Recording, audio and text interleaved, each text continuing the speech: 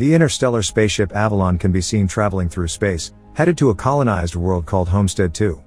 All of its quarters are empty, the vessel is on autopilot. The 258 crew members as well as the 5,000 passengers are in hibernation. Suddenly, the ship passes through an asteroid belt that's weakening its shields. Power is diverted to the main shield, but the ship is on a collision course with a giant asteroid. Suddenly, the asteroid collides with the ship, causing various malfunctions. The ship begins self-reparations, but one of the hibernation pods activates. The passenger awakened is Jim Preston, a mechanical engineer. His pod opens and an automated system helps with his awakening, telling him that he spent 120 years in suspended animation and that the ship is only 4 months away from Homestead 2. He's told that he will be able to spend that time enjoying the luxurious aspects of the ship. Jim receives instructions about his ID band, his cabin and the primary activities he's to take part of, prior to the arrival on the planet. Excited and nervous to meet the people on the ship, he gets ready, leaves his cabin and walks into an automated class meant for an entire learning group. Jim looks a little anxious, as the hologram explains the situation on Earth, calling it overpopulated, overpriced and overrated.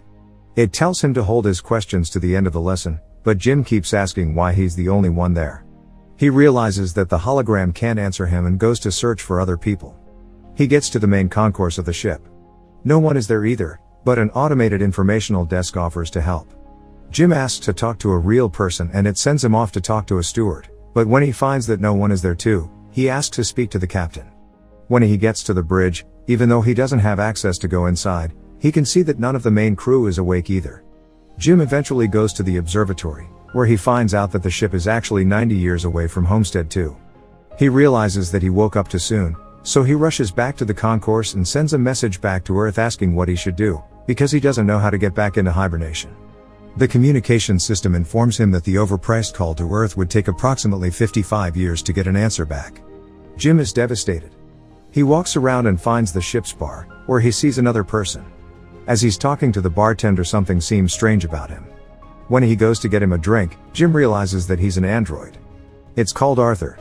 Jim wants to find out more information from him, but he can't even explain to the android how it's possible for him to be there ahead of time. Jim wakes up in his cabin the next day and goes to the cantina, where he quickly realizes that most of the things on the menu are reserved for gold-class passengers only. He gets his plain coffee and tries to figure out how to fix his hibernation chamber. After he gets all the tools, he manages to get it operating and lies down inside of the pod. But nothing happens.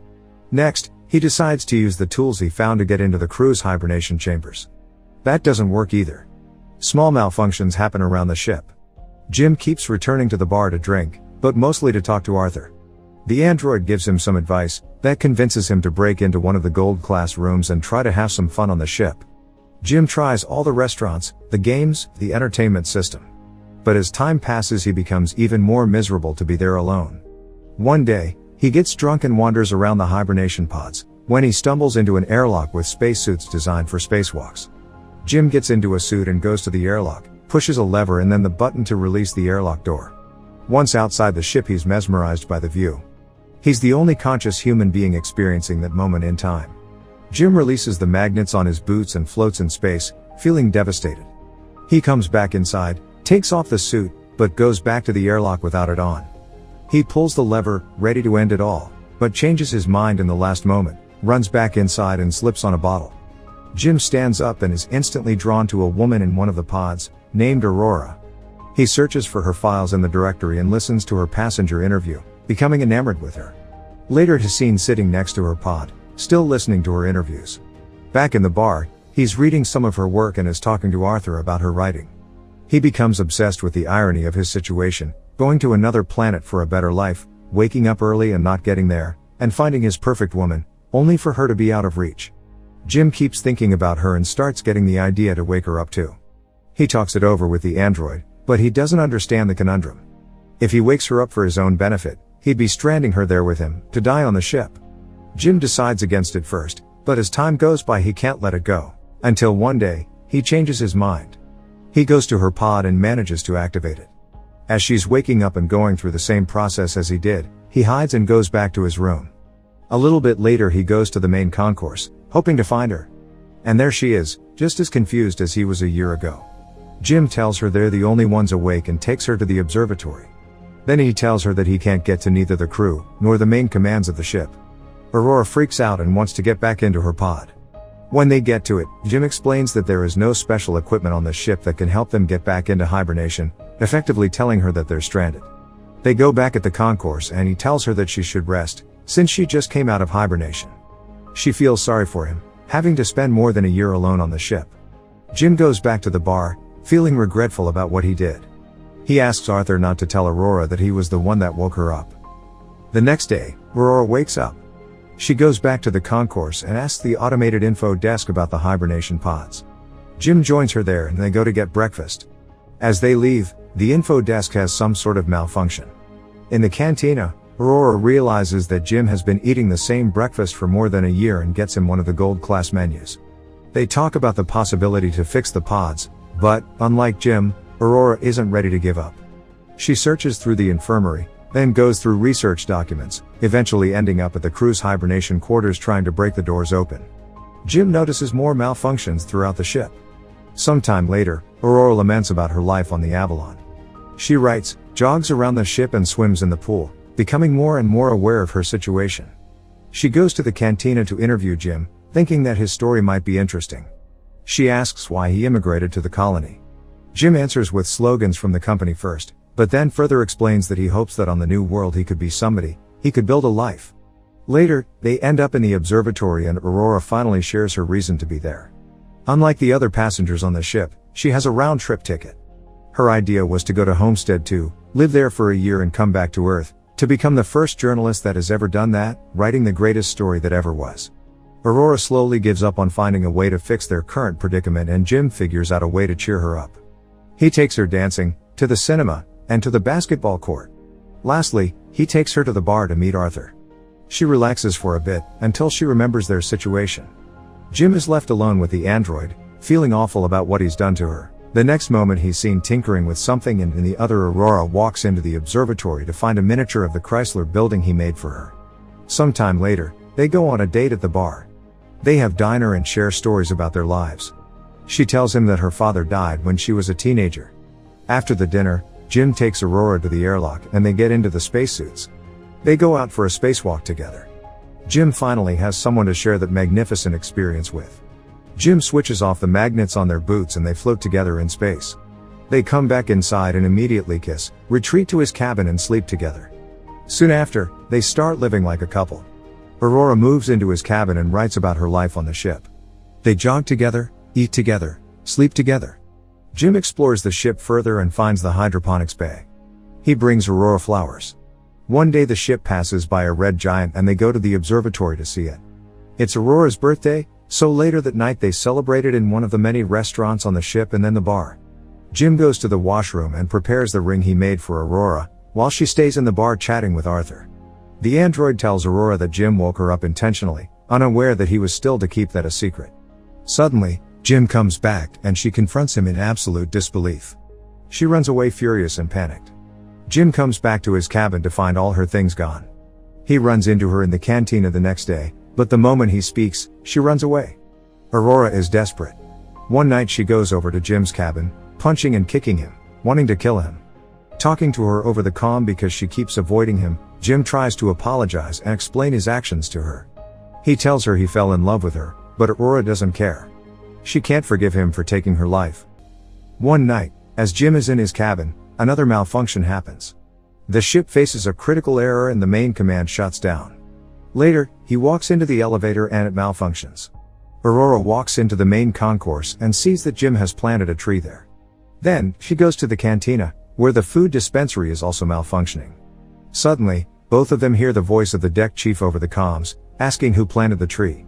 They both run into the concourse and see Gus Mancuso standing in front of Jim's tree. They introduce themselves and tell the chief about the situation. He doesn't understand how 3 pods could fail.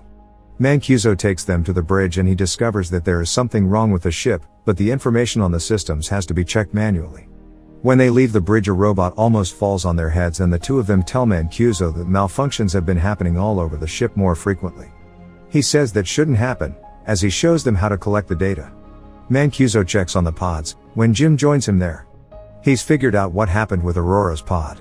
The deck chief finds what Jim did to be terrible. Later, He's at the bridge checking the collected data, when Aurora joins him. They talk about what happened with her pod, but he tells her that he can't do anything about it. Jim walks in with the 16th broken robot. Mancuso feels the hibernation sickness, so he goes to rest, but as he walks out, he coughs out blood. That night, Aurora can't sleep, so she goes for a swim. Suddenly there's gravity loss throughout the ship and she starts drowning as the water from the pool moves with her. The gravity drive resets and she barely makes it out alive. They both run into each other going to find Mancuso. The three of them are back at the bridge, slowly discovering what has been going on with the ship. Mancuso figures out that something happened 2 years ago, taking out a major system. They need to find and fix what has caused the failure, because the entire ship is trying to pick up the slack. If they don't fix it, the entire vessel will be stranded. They go to find the problem, but Mancuso faints, so Jim and Aurora take him to the infirmary. He's dying and there are no treatments that can stop it or prolong the time he has left. Sometime later, the three of them meet in the observatory and Mancuso gives Jim his ID bracelet, tells them to fix the ship and immediately perishes. Suddenly, the lights change to an alarming red and the ship starts shaking. Jim tells Aurora that he needs her help, and they run toward engineering, but there's another failure in the gravity drive. And immediately another one that afflicts Arthur as well. Jim deactivates him. They finally arrive in engineering and start looking for the problem. They find it in the power plant and as they open the hatch, Aurora gets sucked in. The asteroid has caused a breach in the hull in that area. Jim gets sucked in too, but he holds on to the hatch, as it keeps closing on him. Eventually he gets sucked in too, but they quickly manage to seal the breach. Instantly after fixing that problem, Jim realizes that there is more than one breach in the hull. The two of them follow the trajectory of the meteor and find that it has hit the reactor control computer. Jim thinks he can find replacement parts for it. They find the part and change it, but the process of venting the reactor still fails. They do it manually, but it fails again. Jim figures out that he needs to open the vent door from outside of the ship, so they can cool the reactor down. Both of them go to the airlock and as he's getting ready to go out, he gives Aurora Mancuso's bracelet, because he might not come back. She helps him with the suit and as he walks into the airlock she tells him to come back because she can't live on the ship without him. Aurora goes back to the reactor, where the temperature has hit critical heights. A bolt from the reactor propels into her arm, as Jim is getting closer to the vent from the outside and sees the door. The temperature rises in the reactor room, while he is trying to bypass the vent door to open it. He soon realizes that he'll have to manually hold the door open so the reactor can vent and he tells Aurora. She doesn't like the plan, but he goes ahead with it and tells her to vent the reactor. She doesn't want him to die and they argue, but he tells her that they have to save the other people and she vents the reactor. The process is successful, but the fumes from the reactor push Jim away and break his tether. The pressure in his suit is dropping too. He tells Aurora what happened and she moves as fast as she can to get to another suit and bring him in. He apologizes to her again. She puts on a suit and flies out to get him, but her tether is too short. She's pulled back, but suddenly grabs onto his tether and manages to pull him in. Aurora drags Jim into the infirmary, only to find out that he's already dead. She uses Mancuso's bracelet to override the medical protocols and to resuscitate him. The medical pod does the work automatically and revives Jim. Aurora forgives him. Later, Aurora fixes Arthur and they give Mancuso a proper space burial. Jim takes her to the infirmary and tells her that he's found a way to use the medical pod as a hibernation one. He tells her to get inside the pod and ride out the rest of the journey in there.